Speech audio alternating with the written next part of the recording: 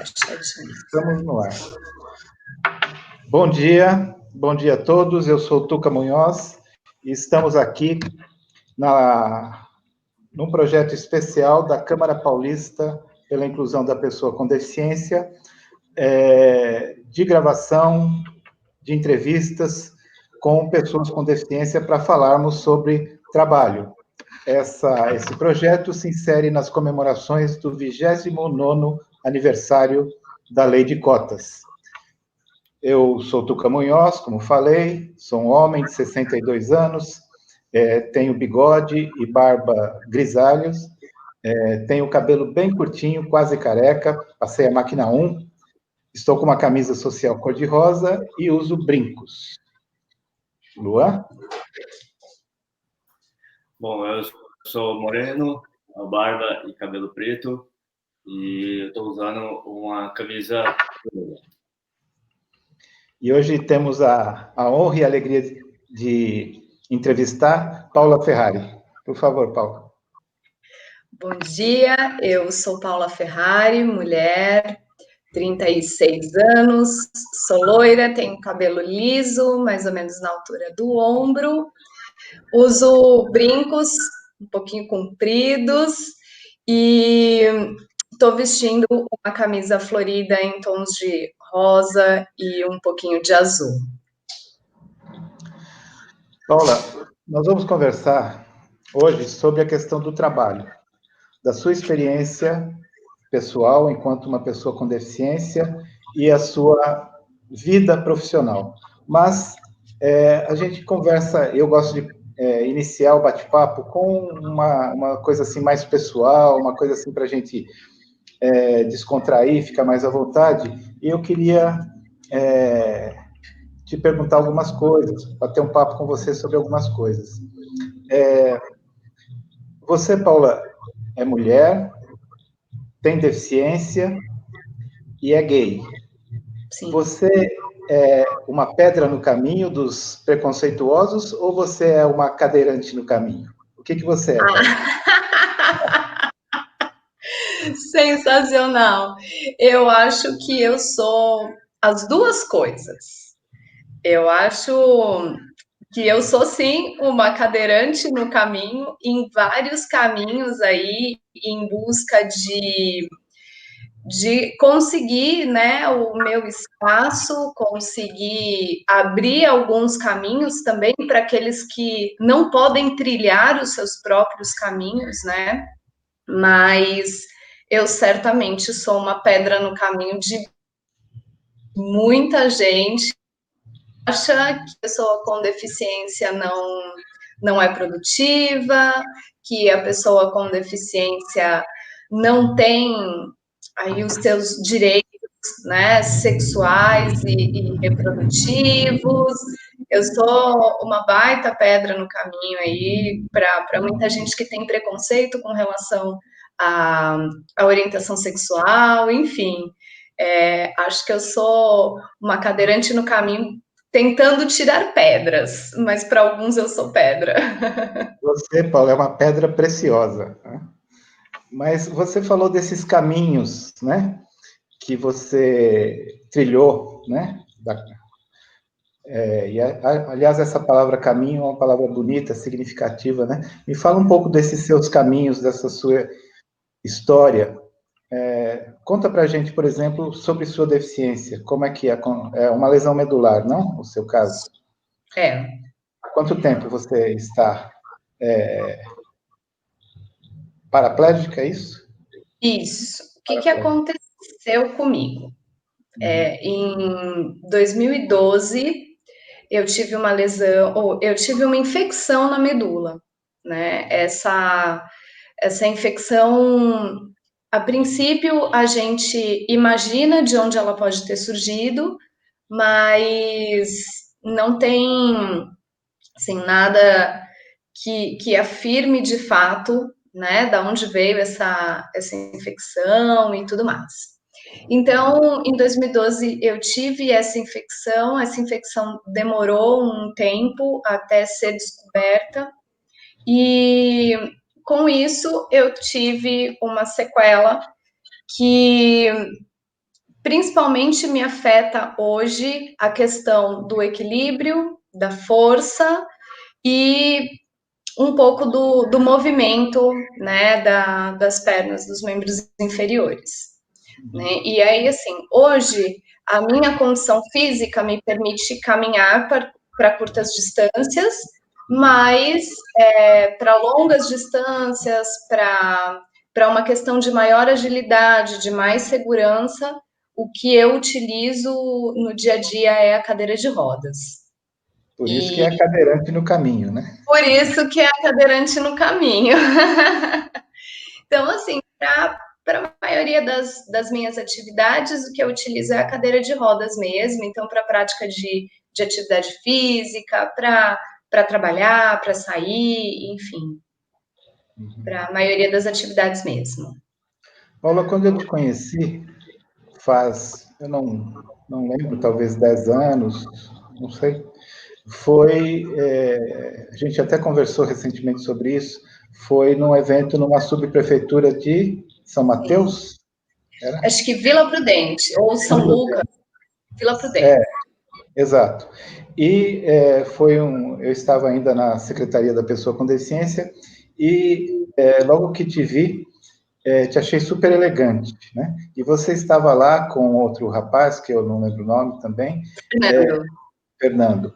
E você estava com um projeto de dança, é isso? Sim, né? Isso. Você sempre tem, pelo menos no que eu te conheço, atividades, iniciativas ligadas à performance física, né? Seja dança, seja esportes, preparação física, você é muito ligado a isso. Inclusive, profissionalmente, você tem uma ligação, né?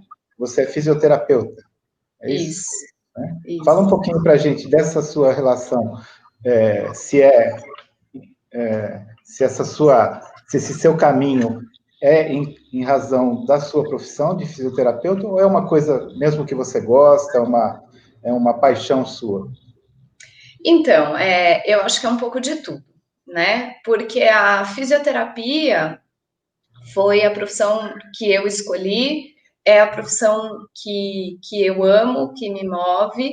Embora hoje eu não trabalhe mais com a fisioterapia, eu ainda sigo alguns projetos dentro da físio, né? E daí, quando eu tive a lesão, eu pensei para mim que eu não conseguiria mais continuar atendendo, né? Por questões físicas mesmo e tudo mais. Mas eu continuei atendendo, né? Eu permaneci no centro de reabilitação, onde eu trabalhava por mais talvez uns 4 anos, não me lembro ao certo aí a cronologia, mas permaneci ainda por mais alguns anos e depois saí. Ô, Mas, Paula, quando você... Permita-me que eu vou te interromper de vez em por quando, tá? favor. Quando você estava atendendo, as pessoas não estranhavam, porque parece contraditório, né? Assim, uma pessoa cadeirante atender alguém que procura uma reabilitação física. As pessoas, como é que era essa relação? Sabe, Tuca, É que inédita, né? É inédita. Pelo menos foi um ponto de interrogação na minha vida, né? Quando o médico do INSS falou que eu estava apta a retornar, eu não via essa capacidade em mim, né? Quando ele falou, então tá, sei lá, isso foi numa segunda, ele falou na quarta-feira você retorna ao seu trabalho. Eu não via essa capacidade em mim de atender. E eu sentia uma insegurança muito grande de pensar que as mães, elas não iriam querer que eu atendesse os filhos dela. Porque eu imaginava para mim que as mães falariam o quê? Que, imagina, se ela não conseguiu se reabilitar, ela vai reabilitar meu filho, né? E eu brincava que, assim, brincava, mas a questão era séria, porque muitos pacientes estavam numa condição física melhor que eu. Pois é. E aí eu falava assim, não, hoje é você que vai me atender, porque você está melhor que eu, né? E E, na verdade, Tuca, assim, a coisa aconteceu de uma forma muito diferente, né? Essa minha insegurança de retornar ao trabalho, ela se transformou na verdade, uma força mesmo para as mães. Porque como eu trabalhava num centro de reabilitação infantil, aquelas mães todas, elas tinham a vivência das crianças. Então, elas não tinham muito uma perspectiva de futuro, do que vai acontecer com meu filho lá na frente. Então, quando elas se depararam com a condição de um fisioterapeuta na cadeira de rodas, trabalhando, dirigindo, tendo independência, fazendo as suas coisas, aquilo não se transformou em insegurança, pelo contrário, aquilo se transformou numa luz no fim do túnel, sabe? De olhar e falar, putz, então quer dizer que meu filho também pode ser capaz, né? Porque quando você está num centro de reabilitação infantil,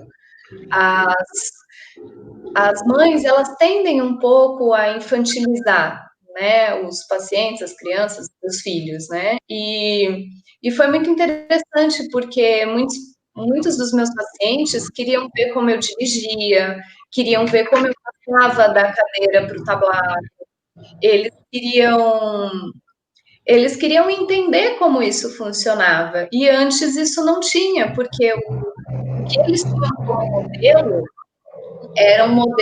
que eram modelos de pessoas que não tinham deficiência, sabe? Ou quando e também eu vejo assim, né? Na minha história pessoal, os modelos que eu tive de deficiência, de pessoas com deficiência, eram negativos, né? Tipo, infelizmente, pessoas pedintes, situações de exclusão e pouquíssimos exemplos positivos, até porque, como eu sou mais velho, enfim, esse processo de inclusão começou praticamente, eu já era adulto. Mas eu queria até te contar uma coisa que aconteceu, duas coisas muito bacanas aconteceram comigo nesse dia que nós nos conhecemos. Uma foi conhecer você, e outra, eu não sei se você se lembra, talvez, enfim, tinha bastante gente naquele dia, eram atividades que nós fazíamos juntamente com o prefeito à época, o Fernando Haddad, a prefeitura, o prefeito nas subprefeituras, né? Então, todos os secretários iam, aquela coisa toda. E em algumas situações, o tema era da secretaria, né? A secretaria da pessoa com deficiência fazia a sua apresentação, e isso atraía muitas pessoas com deficiência, e grupos e tal. E havia lá uma mãe com um menininho de uns 3, 4 anos, com deficiência e de muletinhas, né? E me toca muito isso, porque eu, nessa idade, já estava de muletinhas também, né? E aí eu fui conversar com o menininho e tal, e a mãe disse que aqueles dias, ele ia passar por algumas cirurgias, né? E eu fiquei um pouco... isso me remete a essa coisa, em alguns momentos, é claro que tem sua importância e tal, mas acredito que você vai me entender o que eu quero dizer, que da não aceitação da deficiência, de tentar curar a deficiência de qualquer jeito, de passar por cirurgias, passar por tratamentos, de levar a 1001 especialistas e tal, sendo que você, melhor que ninguém, sabe que podemos ser felizes e viver plenamente com deficiência, né? Então, esse fato me marcou muito e vai ao encontro do que você fala agora, né? Desse exemplo positivo que nós podemos dar, né? Sim. E por falar em exemplo positivo, eu queria que você nos falasse um pouco mais sobre a cadeirante no caminho e o que precede a isso, que tem a ver também com a coisa da fisioterapia, que é a preparação física, que você tem todo um processo de preparação física, de exercícios, de musculação, não é assim? Você tem a handbike não é fácil. Eu que vi. Não, você sabe bem, né, Tuca, que não é fácil. Uhum. Então, o que aconteceu comigo? Assim, depois que eu tive a lesão, eu fiz o meu período de reabilitação e eu já estava reabilitada. mas eu queria continuar, né? Só que eu também não entendia que o meu lugar não era no centro de reabilitação, né? O centro de reabilitação é um espaço para quem precisa realmente se reabilitar, e eu já estava reabilitada. E daí eu fui procurar coisas e atividades que pudesse me manter ativa e que continuassem trabalhando o meu corpo. Eu conheci a dança em cadeira de rodas por acaso, através de uma amiga, que tinha uma amiga que trabalhava na organização onde eu danço hoje. E aí eu fui conhecer num sábado de manhã, e assim que eu entrei, estava conversando, me apresentando lá para o pessoal, a Cíntia, que é responsável, né, pela associação, chegou para mim e falou assim, nossa, a gente estava esperando você, peraí. Puxou o Fernandinho, que é o marido dela, e falou assim, Fernandinho, achei a sua parceira. Aí eu fiz assim, mas do que essa mulher está falando? Eu nunca dancei, imagina na cadeira de rodas, querida. Eu não, isso não é para mim, dançar não é para mim. E daí ela virou e falou assim: Fernandinho, essa menina é a parceira ideal para você. Deixa eu carregar aqui, pronto, voltei, para a gente não ficar sem bateria. E falou: Fernandinho, essa menina é a parceira ideal para você. A semana que vem, venha fazer uma aula, venha conhecer. E eu não queria. Eu falei: eu vou tapear esse povo, na semana que vem eu não vou. E daí, no meio da semana, já me botaram no grupo e tal, e eu falei, Aí um dos professores, que é árbitro também, de dança esportiva e tal, falou para mim assim, venha fazer um teste. Se você não dançar, se eu não fizer você dançar, você pode sair. Mas se você gostar, aí você fica. Tá bom. Aí não sai mais, né? Eu percebi que a dança em cadeira de rodas, ela é um instrumento poderosíssimo de reabilitação, de consciência corporal, de condicionamento físico, e daí fiquei na dança. E estava muito bem só fazendo a dança e não estava fazendo mais nenhuma atividade, até que em 2018 eu decidi que ia fazer o Caminho da Fé. O Caminho da Fé é um percurso de cerca de 320 quilômetros, né, de São Paulo até Aparecida, porque eu sou devota de Nossa Senhora Aparecida, e via os romeiros andando pela Dutra. Falei, isso aí é asfalto. Asfalto é com a gente mesmo. Bora lá que vou pedalando nesse negócio.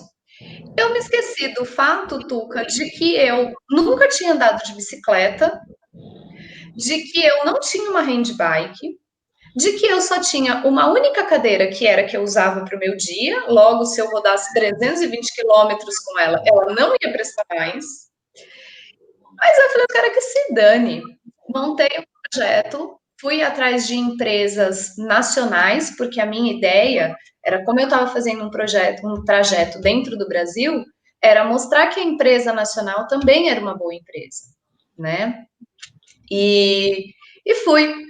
Só que, quando eu fui estudar melhor o que era esse caminho, não existe caminho pela Dutra, né? A Dutra é uma via para carros, não é uma via para pedestre, para ciclista, para cadeirante, para quem for. É uma via para automóveis, para motocicletas, não é uma via para gente. E existia um caminho, que é o Caminho da Fé, que é um caminho lindo, só que extremamente difícil, né? De subidas extremamente íngremes, de quilômetros de subidas, e de chão de barro, esse caminho não tem nada a ver com a Dutra, é outra história. Não tem nada a ver com a Dutra. Na verdade, esse caminho, ele existe para tirar o pessoal da Dutra, né? E é um caminho muito lindo, é um caminho que você vai passando por várias cidades, né? A gente fazia cerca de 2 ou 3 cidades num dia, né? A gente ia de uma cidade na outra. Então, é um caminho muito lindo, um caminho de muito verde, você passa pelo meio de cachoeira, de rio, de tudo. É um lugar, assim, é mágico. Só que é de extrema dificuldade. É todo de terra ou ele é asfaltado também? Todo de terra. Nossa. Todo de terra, são solos bastante irregulares. É um caminho de uma dificuldade muito grande. E daí eu conheci pessoas que se dispuseram, né? Hoje são amigos, quase que família já, que se dispuseram a me acompanhar, porque, óbvio, não dava para ir sozinho, né? Se dispuseram a me acompanhar e nós fomos.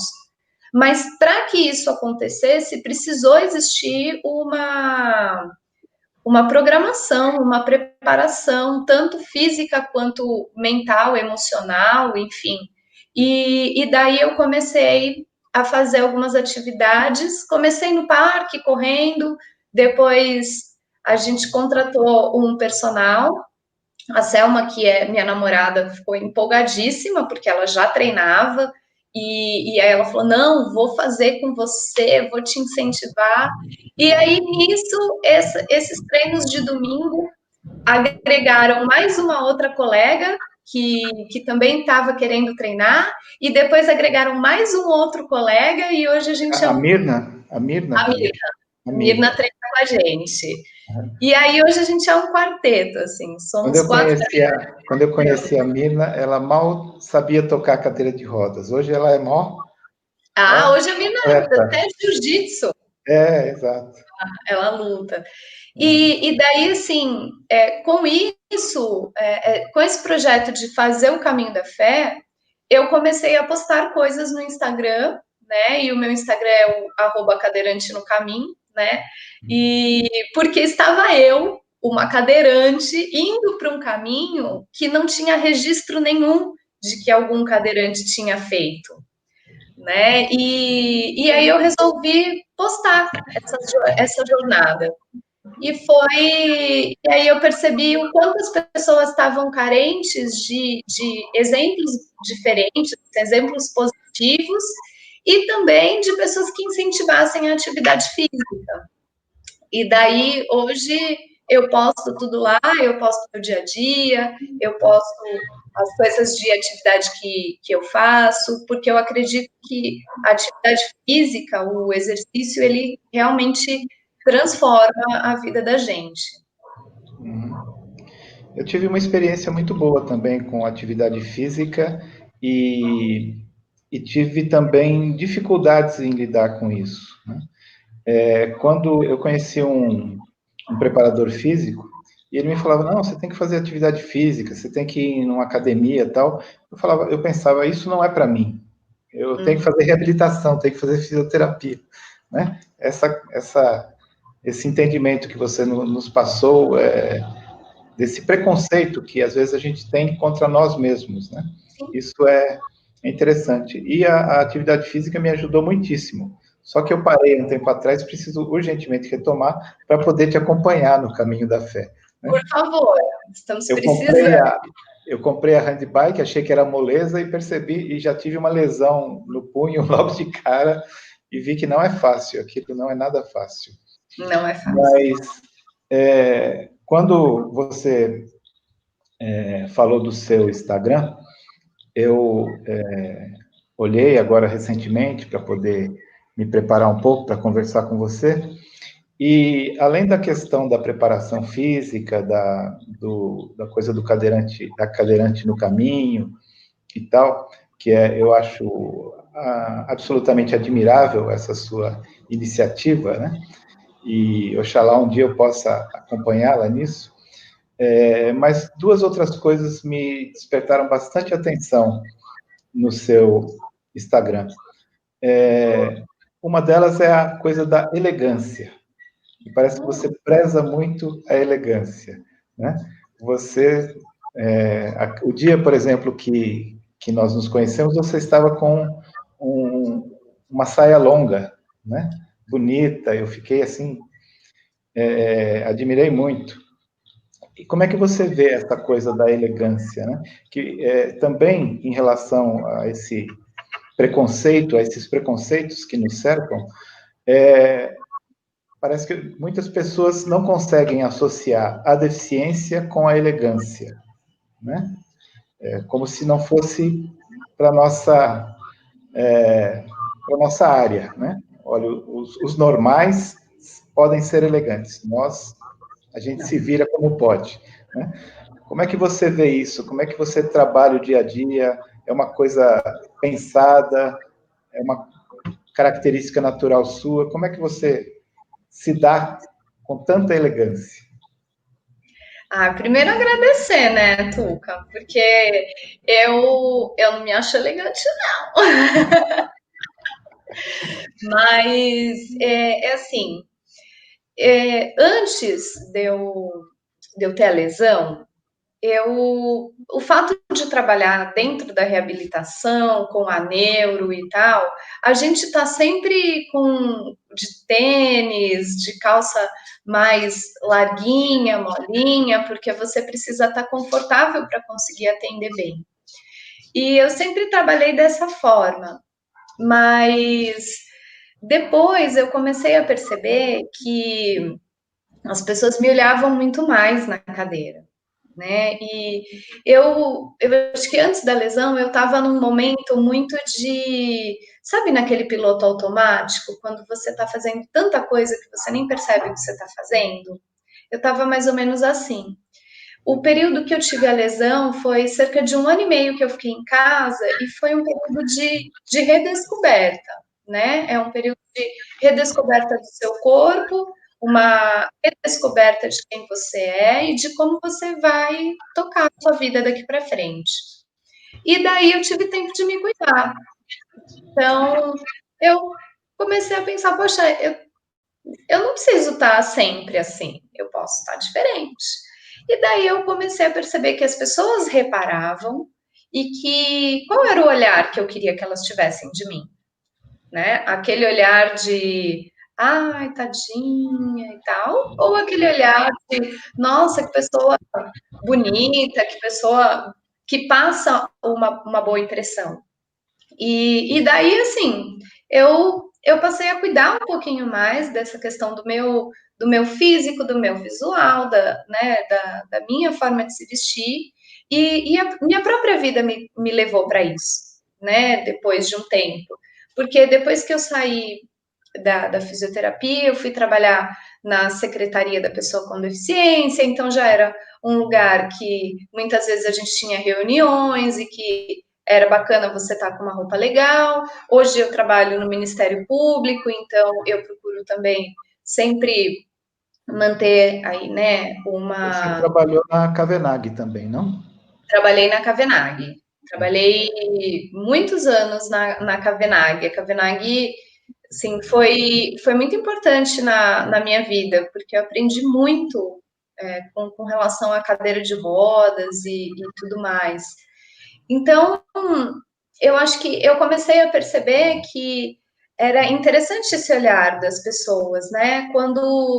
Parece que quando você não está se sentindo elegante, se sentindo bonito e tal, as pessoas não te olham também com esse olhar. Mas quando você se sente bem, você se sente bonita, você se sente confortável com a roupa que você tá e tudo mais, as pessoas mudam o olhar. E é interessante o que você falou, né, um pouco desse preconceito, porque muitas vezes eu já ouvi pessoas que chegavam para mim e falavam assim, nossa, você tá usando salto? Ai, nossa, parabéns, viu? Na cadeira de rodas você não perdeu a sua autoestima. Por que eu perderia a minha autoestima, né? E então, assim, é interessante esse olhar, né, das pessoas, mas eu acho Aliás, que nós ouvimos coisas assim o tempo todo, não? O tempo todo a gente ouve algumas opiniões e frases infelizes, né? Enfim, mas é interessante como pessoas como você, né? E eu acho que você tem uma coisa que, enfim, embasa tudo, essa sua, esse seu amor à vida e tal, é a coisa da autoestima, né? que eu acho que se a gente não trabalha essa questão da autoestima, a gente não se posiciona bem em lugar nenhum, né? Nem no trabalho, nem nas relações pessoais, nem nas relações afetivas, né? E acho que isso embasa tudo. Mas, continuando, como eu te falei, das coisas que eu observei no Instagram, e também do que eu te conheço, então essa coisa da atividade física, da elegância, tem mais uma coisa que está um pouco menos explícita, mas que eu também admiro muito em você, que é a coisa da fé, né? E você tem uma tatuagem que eu acho lindíssima, né? Se você quiser descrevê-la para a gente, para as pessoas entenderem um pouco do que eu estou falando. Bom, eu tenho várias tatuagens. Mas não sei se é aquela da De Nossa Nossa Senhora. Senhora. Essa, Exato. quando eu sempre fui muito devota de Nossa Senhora e sempre gostei muito de tatuagem. Então, quando eu decidi fazer o caminho da fé, eu sabia, Tuca, da dificuldade que eu teria, né? Vocês estão vendo aí, viu, gente? Desculpa, um rabo passando aqui porque os gatos, chega essa hora, eles querem entender o que estão acontecendo. Então, quando eu me propus a fazer o caminho, eu tinha muito medo de não conseguir. Essa tatuagem que eu vou descrever, ela foi um símbolo do meu comprometimento e da minha entrega para esse momento. Porque eu pensei comigo assim, que até, até onde eu realmente tenho fé, né? Eu sempre disse que eu tinha muita fé, que eu era muito devota, mas até que ponto eu realmente acreditava nisso? Então, fazer o caminho, para mim, foi, foi a materialização da minha fé, da minha entrega, de falar: eu sei que isso vai ser muito difícil, mas eu vou. E a partir do momento em que eu me prontifiquei aí, as portas se abriram. Foi fácil? Não foi, mas a gente conseguiu. E aí, assim, um tempo depois, eu decidi que eu faria o caminho em outubro, né, de 2018, e no próprio mês de outubro mesmo, eu fiz a tatuagem. Eu tenho uma tatuagem que fica na parte de trás da minha perna, na região da panturrilha. É uma imagem de Nossa Senhora, né, com o manto dela é todo pontilhadinho com desenho de mandala, e é uma tatuagem aquarelada. Então tem assim, um fundo meio azul, meio rosa, meio roxo, mais ou menos assim, e ela tem o tamanho de, sei lá, um palmo, mais ou menos. O artista que fez, o tatuador, foi muito feliz, porque ela tem uma leveza, ela tem uma coisa ao mesmo tempo que da tradição cristã, católica, ao mesmo tempo uma contemporaneidade, como se fosse algo de arte contemporânea. Parabéns, é uma tatuagem muito linda, parabéns ao artista que fez, que a desenhou. E por falar em fé, em caminho e tal, uma vez nós conversamos também, e eu brinquei com uma coisa que já aconteceu comigo. Acho que todo mundo, em algum momento da vida, vai para Aparecida, né? Uhum. E aí, por curiosidade, enfim, eu fui lá naquele local onde as pessoas deixam as suas muletas, Sim, aquela sala e, dos milagres lá, né? E aí eu fui lá morrendo de medo, falando, vai que eu vou lá e saio curado. Deus me livre, Deus me livre. Sim. Aí eu te perguntei isso uma vez também, se nesse seu, nessas suas nessa sua aventura, no bom sentido, do caminho da fé, se as pessoas não te perguntavam isso, se você quer voltar curada, e você me deu uma resposta maravilhosa naquele dia. Não sei se você se lembra do que você me disse. Eu acredito que mais ou menos eu me lembre. né? Então, Tuca, assim, quando eu fui, né, era óbvio que as pessoas achavam que eu estava fazendo tudo aquilo para voltar curada e tal. Mas eu acho que não, eu falava para as pessoas, né, do meu intuito de fazer o caminho e tudo, mas eu acho que no fundo, as pessoas não acreditavam. Achavam que eu estava ali para realmente voltar a me curar e tal. E no fundo, eu acho que as pessoas precisam disso. Né? É difícil da gente colocar na cabeça da pessoa aquilo que no fundo ela não quer deixar de acreditar. Né? Por que você acha que as pessoas acreditam? Por que você acha que isso é importante para as pessoas? Porque as Acreditar. pessoas, Tuca, elas ainda olham para a pessoa com deficiência como um exemplo de superação, elas ainda olham para a deficiência como uma coisa sofrida. E no final das contas, eu acho que o ser humano, ele tende a olhar para o outro para ver assim, nossa, como eu tô melhor, né? Ah, então eu olho para aquela pessoa com deficiência e falo, ai, coitada, nossa, eu aqui ando, faço tanta coisa, né, reclamando da vida, né? Então eu acho que o ser humano ele precisa disso, né? O ser humano gosta de uma tragédiazinha. Então, assiste uma coisa, né, um negócio sofrido para depois se sentir bem, né? Fala, nossa, como a minha vida é privilegiada. Paulinha, essa coisa da superação não tem nada a ver com você, porque você é insuperável. Oh, quem me dera fosse. Mas você, olha, vou falar uma besteira agora, você é um exemplo de vida. Um exemplo de vida. Exemplo de vida, Né? exemplo de superação, a gente é Inspiração, né? Você é inspiração. a palavra inspiração é tão bonita e acabou ficando aí no. Caiu na sarjeta com essa coisa que as pessoas usam para se referir a nós, né? Ah, você é É. uma inspiração e tal, né? Mas enfim. Mas, Paula, chegando nos dias atuais, né? Você passou pela Cavenag, trabalhou numa clínica de reabilitação, trabalhou na Secretaria da Pessoa com Deficiência e agora está no Ministério Público, é isso, né? Você Isso. fez o concurso, você estava na CEMIPED, na Secretaria da Pessoa com Deficiência, e prestou concurso e agora está no Ministério Público.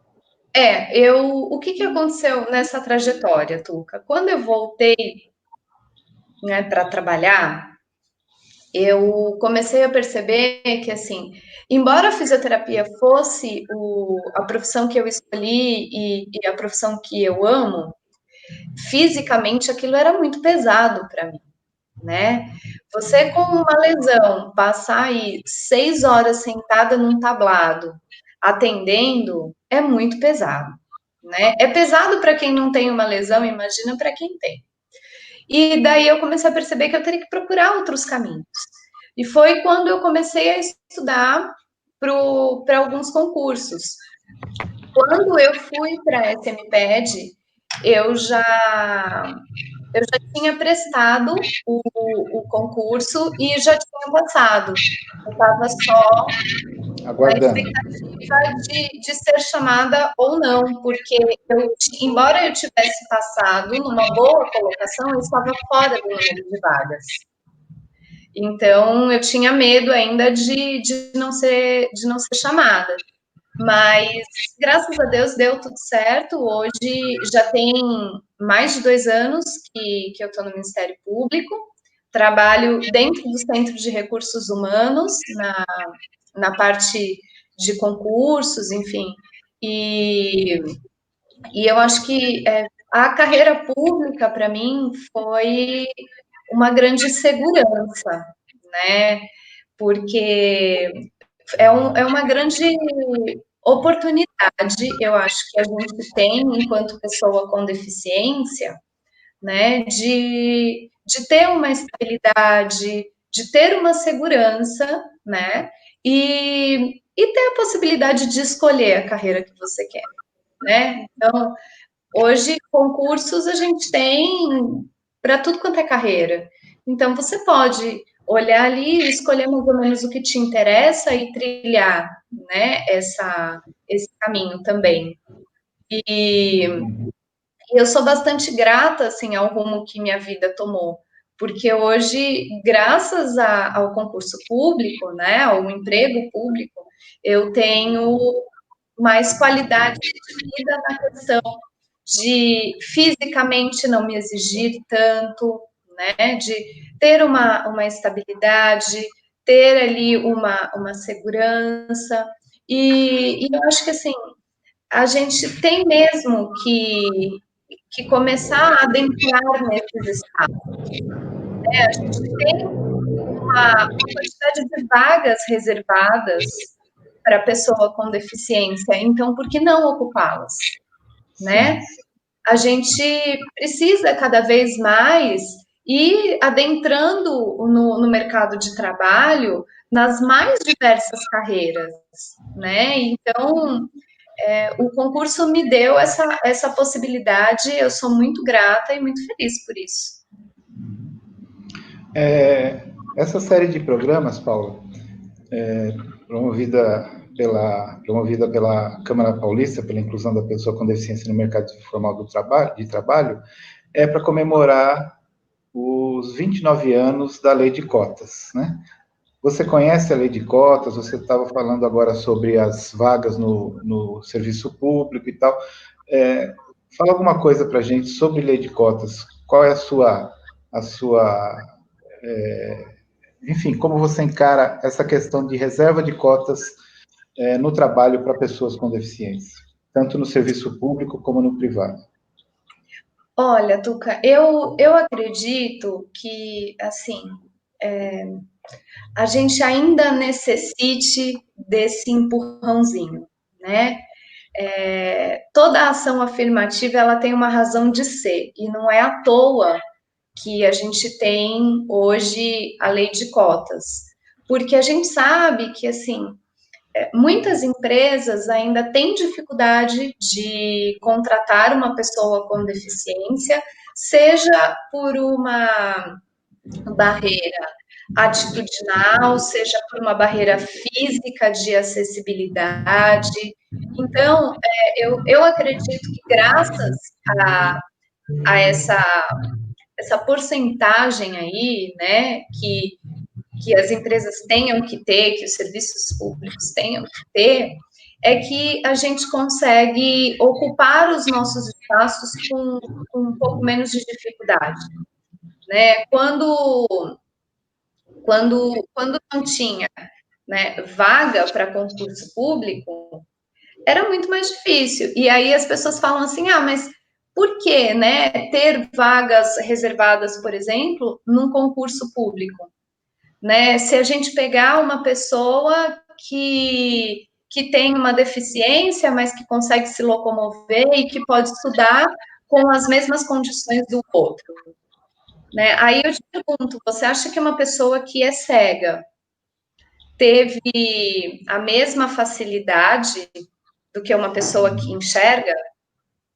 É só você tentar fazer um cursinho, né? A pessoa vai lá, bate no cursinho e fala: oi, eu vim assistir e tal, só que eu sou cega. Travou tudo. Ai, o material didático já não é adaptado. Ai, meu Deus, como eu vou fazer? E se o cara é surdo? Como é que vai fazer? Ai, não tem intérprete de Libras, ai, não tem legenda. Então, a pessoa com deficiência, ela encara, assim, muito mais barreiras, muitas vezes, para se qualificar. Então, Enquanto não houver igualdade de oportunidades, as cotas são fundamentais. São fundamentais, exato. Porque a gente precisa, né, também mostrar que a gente é produtivo. E quando estava tudo fechado, né, não, pessoa com deficiência a gente não quer, pessoa com deficiência a gente não quer. Muita gente com deficiência, com muito potencial, era desperdiçada no mercado de trabalho. E hoje as portas estão começando a se abrir e as pessoas estão começando a olhar a pessoa com deficiência como alguém de fato produtivo. E sem essa abertura, a gente não conseguiria mudar essa visão, né? Você citou o exemplo das barreiras das pessoas surdas e das pessoas cegas, né? Que, aliás, talvez sejam menos vistas do que as barreiras para nós, pessoas com deficiência física, para nós cadeirantes, que são mais evidentes, talvez, né? Como é que você lida com a questão da barreira física, das barreiras arquitetônicas? Você trabalha no seu local de trabalho, ali, como é o nome daquele prédio? Da antiga... era um negócio de água, não era, antigamente? Acho que não era Sabesp? Sabesp, uma coisa assim. E agora é o Ministério Público, ali na rua Riachuelo, é isso, né? Isso. O prédio ali, ele tem acessibilidade, ele é bacana para você. Eu já estive lá algumas vezes e lembro que tem um elevador lentíssimo, que sobe devagarzinho, assim. Ainda é assim? Ali o prédio é um prédio muito antigo, né? E a gente sabe que construções antigas, elas não tinham boas condições de acessibilidade, né? Então, o prédio em si é um prédio com muitas escadas para você entrar. Então, eles adaptaram, né, uma entrada com acessibilidade para que pessoas com deficiência, ou mesmo com mobilidade reduzida, pessoas, né, idosas, pudessem entrar com segurança. Não é o mundo ideal, mas o elevador é uma plataforma elevatória, então ela é mais lenta e tal, mas eu consigo fazer tudo no prédio com independência, sem precisar da ajuda de ninguém. Então, eu consigo sair do meu carro, adentrar no prédio, circular por todo o prédio, inclusive em outros espaços, outros andares do prédio, inclusive nos anfiteatros que tem dentro do prédio, com total independência. Consigo acessar os banheiros, é bem tranquilo nesse sentido. E eu acho que, assim, além dessa questão da acessibilidade nas questões arquitetônicas, eu nunca tive dificuldades atitudinais ali dentro, sabe? Um dia que, por algum motivo, acho que foi o negócio da peruada. Tava rolando, a peruada é uma festa ali do pessoal da São Francisco e o pessoal da universidade fecha tudo. Então eu estava indo embora e a peruada estava chegando para fechar ali a rua por onde eu saía. A plataforma elevatória, ela leva um tempo para descer, ela é bem lenta. E ela estava lá embaixo, ela teria que subir, me pegar lá em cima e descer, para eu descer tudo e entrar no carro. O que? Os meninos olharam, viram que a rua ia fechar, que eu ia ficar trancada no Ministério Público. O pessoal do estacionamento veio correndo em 2, 3, falaram assim: ai, Paula, segura aí, dá licença, senão você vai ficar presa. Cada um pegou de um lado da cadeira, quando eu vi, eu já estava descendo a escada, a plataforma ainda estava na metade e eu já estava dentro do carro. Então, lá dentro mesmo, o pessoal não tem problema nenhum comigo, a gente tem muita amizade, eles me ajudam muito no que eu preciso. Então, fora a acessibilidade, você encontrar esse ambiente amistoso e acolhedor que não te olha, né, de cima para baixo, é muito gostoso também. Uhum. E tem outras pessoas com deficiência lá no Ministério Público trabalhando com você também? Tem bastante gente com deficiência. Nós temos pessoas com deficiência auditiva. Eu tenho uma colega, Daniela, que é cega e que usa um cão-guia. Temos outros colegas que são monoculares, amputados, enfim. Tem bastante gente com deficiência, graças a Deus, ocupando esse espaço. E você vai trabalhar de carro, né? Porque um dos problemas grandes para a gente é justamente a mobilidade, né? Mas, mesmo de ônibus, você tem uma certa facilidade de chegar lá, né? Parece que você mora perto de um ponto que tem acessibilidade, né? Sim, sim. Daqui da minha casa, eu gasto o mesmo tanto que eu gasto de ônibus, eu gasto de carro. Às vezes até um pouco mais de carro. E a minha dificuldade de ir com o transporte público para lá é porque o ônibus me deixa na Praça da Sé. E da Praça da Sé até o Ministério Público, as rampas são muito ruins para gente que usa a cadeira manual, né? Então, eu acabo preferindo usar o carro justamente pela dificuldade de acesso do entorno ali do centro mesmo, né, de São Paulo. Mas quando eu trabalhava na SMPED, por exemplo, eu só ia de ônibus. Deixava o carro em casa. É interessante, você tocou numa questão que é fundamental para a gente, que é o equipamento que a gente usa, né? No caso, eu uso cadeira motorizada, você usa uma cadeira manual, mas é interessante como a gente... Isso tem uma importância fundamental para a gente, né? Eu, por exemplo, tenho várias cadeiras de rodas, né? Tenho 5 ao todo, né? Entre manuais e motorizadas. E até um dia minha irmã perguntou, nossa, mas para que tantas? Eu falei, poxa, me são absolutamente úteis. Sem elas eu não saio do lugar, literalmente, né? E é muito isso, né? A gente depende da cadeira. E quando você fala do entorno ali do Ministério Público, realmente aquela região, as calçadas são horríveis, as guias rebaixadas são de péssima qualidade, alguma coisa tem melhorado agora, mas, enfim, falta muito ainda, né? E como é a sua cadeira de rodas? Você tem uma tem duas, você mesmo cuida da sua cadeira, faz a manutenção, como é que é isso? Então, hoje eu tenho 2 cadeiras, né? Eu tenho a cadeira que eu utilizo no meu dia a dia, que é uma cadeira monobloco, e tenho uma cadeira que ela é um pouco de tudo. Ela é o meu backup, ali a minha cadeira reserva, né? Ela é também a cadeira que eu utilizo para a prática de atividade física, porque é uma cadeira mais reforçada, mais preparada para absorção de impacto e tudo. Então, eu tenho hoje 2 cadeiras, né? Mas as 2 são manuais e monobloco. E com relação à manutenção, sou eu que faço tudo na maioria das vezes.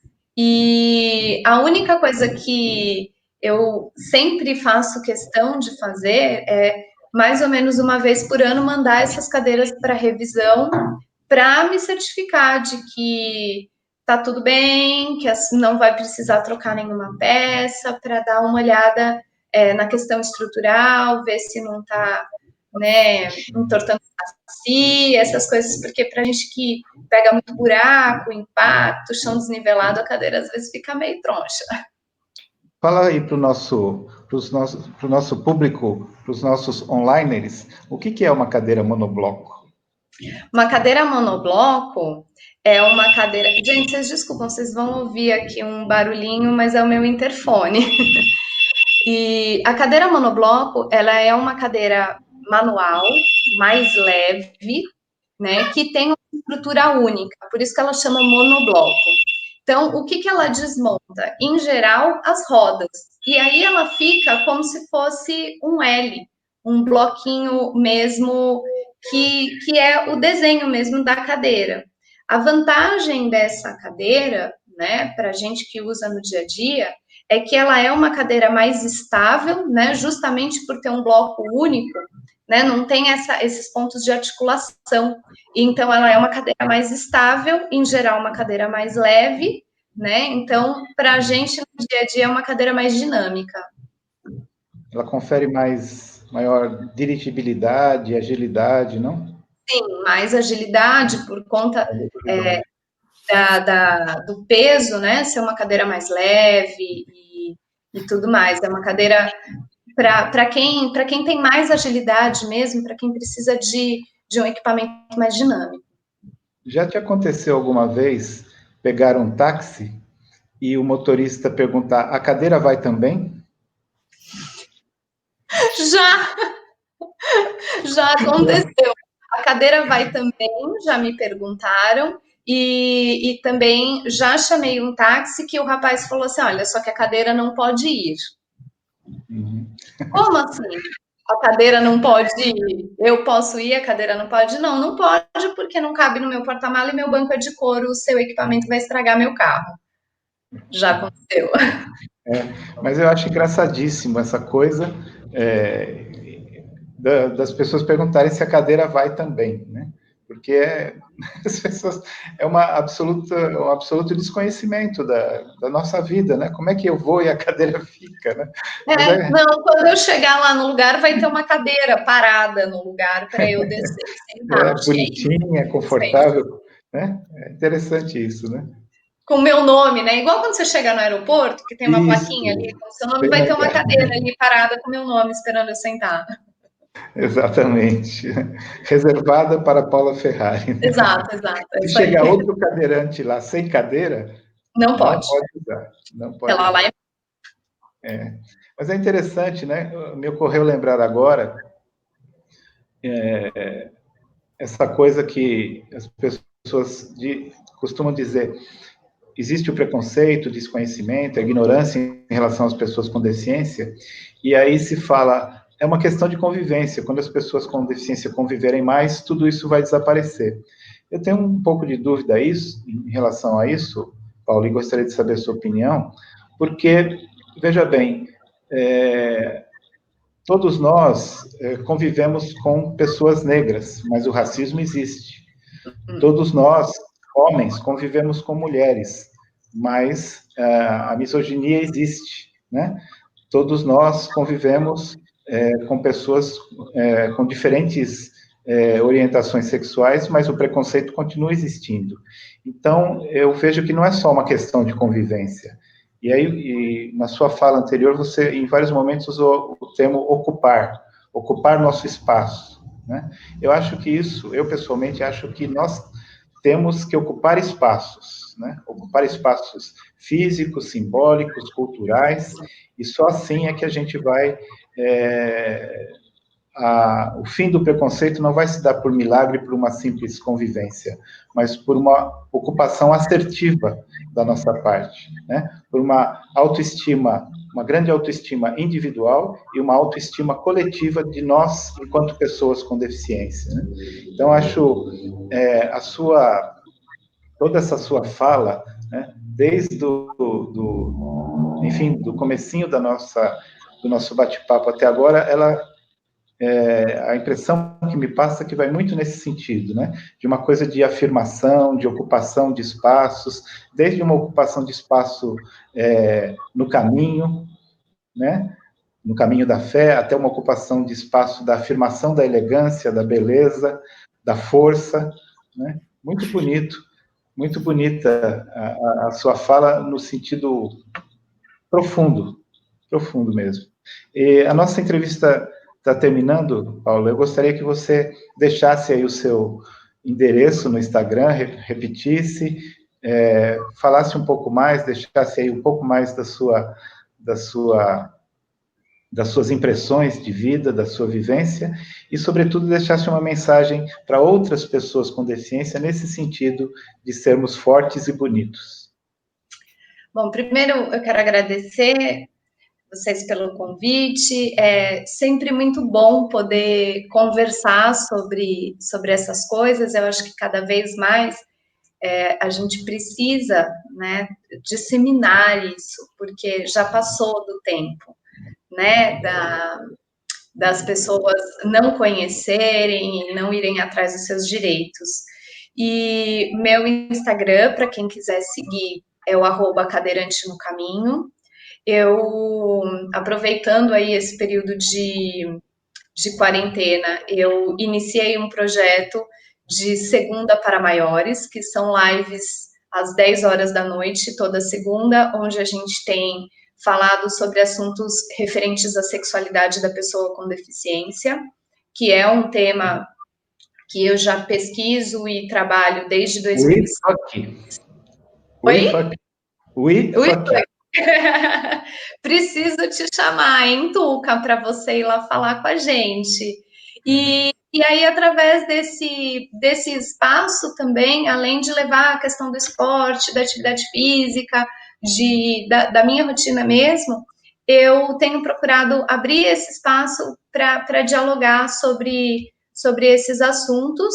E, ultimamente, a gente tem pegado bem firme na questão do empoderamento, né, na questão de autoestima, justamente porque eu acho que a partir do momento que você se empodera como pessoa, você reconhece o seu espaço e você é capaz de buscar aquilo que você quer. Então, eu acho que é isso que a gente precisa, de pessoas com deficiência, empoderadas e indo atrás dos seus objetivos.